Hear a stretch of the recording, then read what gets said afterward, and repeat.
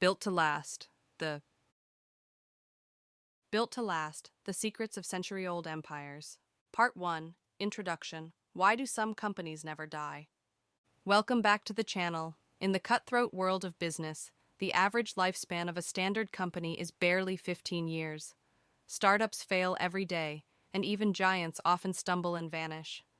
So, why is it that titans like Walt Disney, Procter & Gamble, and IBM have not only survived, but led their industries for over a century?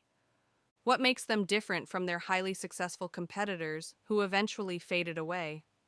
Jim Collins and Jerry Porras conducted a massive 6-year research project, studying 18 visionary companies to find the habits that allow them to endure. Today, we are decoding the core DNA of longevity found in the business classic, Built to Last. Let's find out how to build something that outlives you. Part 2.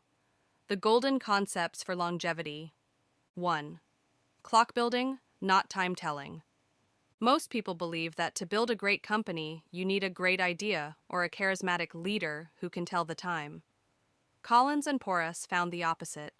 Visionary leaders focus on building the clock, the organization itself, so that it can tell the time and produce great products long after the leader is gone.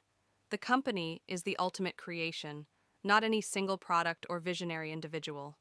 If you are the only one who can make decisions, you haven't built a clock. You're just a very busy time teller. 2. The genius of the and.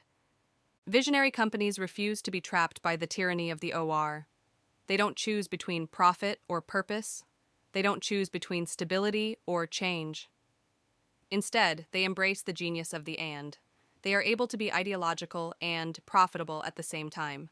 They maintain tight control and offer wide operational freedom. This ability to hold two seemingly contradictory ideas at once is what makes them resilient. 3. Preserve the core and stimulate progress. This is the yin and yang of the book. A visionary company has a set of core values and a core purpose that never change, even over 100 years. However, while the core is fixed, everything else, their strategies, their operations, their cultural practices, is constantly evolving. They change to stay relevant, but they never compromise on who they are at their soul. 4. Big, hairy, audacious goals. BHAGs. Great companies don't just set targets. They set BHAGs. These are huge, daunting challenges that take 10 to 30 years to achieve. A BHAG is so bold that it captures the imagination and drives the entire organization forward. Think of NASA's goal in the 1960s to put a man on the moon. It's not just a goal. It's a mission that transforms the culture. Part 3. Cult-like cultures. One of the more controversial findings in the book is that visionary companies often have cult-like cultures. To be clear, these aren't extreme religious cults. However, they have an incredibly strong belief in their own values. They are elitist about their culture. They hire people who fit their system perfectly and aggressively weed out those who don't. In a visionary company, you are either all in or you are out. This creates a powerful sense of alignment and loyalty. These companies don't try to be everything to everyone. They are intensely themselves, and that clarity is their greatest strength in a chaotic market. Part 4. Analysis, Beyond the Great Idea. The most shocking revelation of Built to Last is that most visionary companies did not start with a brilliant idea.